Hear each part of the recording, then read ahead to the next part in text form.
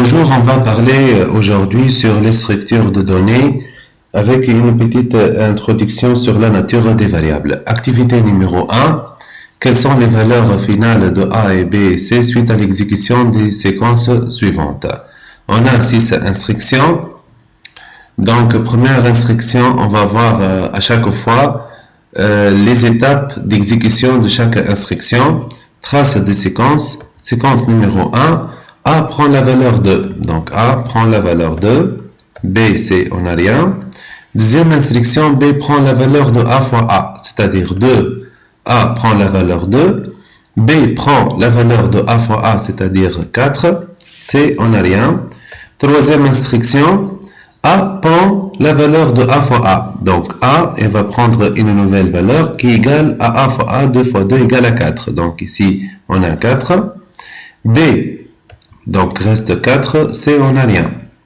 Quatrième instruction, C va prendre le A fois A, c'est-à-dire A prend la valeur 4, B prend la valeur 4, pour C, égale, elle va prendre la valeur de A fois A qui est égale à 16. Voilà.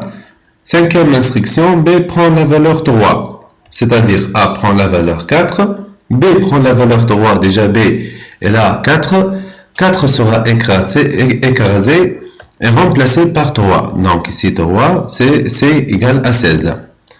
Maintenant, C va prendre le contenu de A plus le contenu de B. C'est-à-dire A prend la valeur 4, toujours égal à 4, B égale à 3.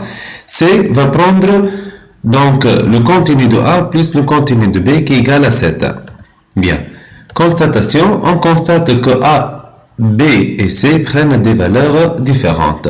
Activité numéro 2, on suppose on a une nouvelle case mémoire qui est égale à 3. Alors, traçage des séquences, séquence numéro 1, A prend la valeur 2. A prend la valeur 2 dès le départ. Voilà. B, on n'a rien. C, on n'a rien. D égale à 3, car on suppose que D est toujours égal à 3.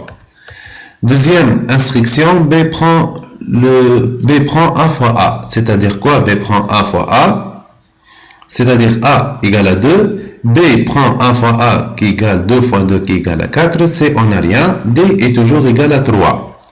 Troisième instruction, A prend la valeur de A fois A. C'est-à-dire, dans la troisième instruction, A prend le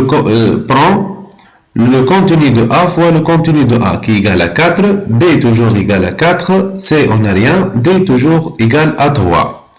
Quatrième instruction, C prend le contenu de A fois le contenu de A. Donc B égale A égale à 4, B égale à 4, C égale à A fois A. Donc A fois A, 4 fois 4 égale à 16 et D toujours égal à 3. Cinquième instruction, B prend la valeur de D. C'est-à-dire A prend la valeur 4, B normalement égale à 4, elle sera écrasée et remplacée par le contenu de D. C'est-à-dire B va prendre la valeur 3, C égale à 16 et D égale à 3. C, sixième instruction, C prend le contenu de A plus le contenu de B. Donc A égale à 4, B égale à 3, C prend le contenu de A plus le contenu de B qui est égal à 7. Bien. On constate bien que D garde la même valeur, donc c'est une constante. Et tandis que A, B et C prennent des valeurs différentes, on dit que A, B, C sont appelés des variables. Nature de données.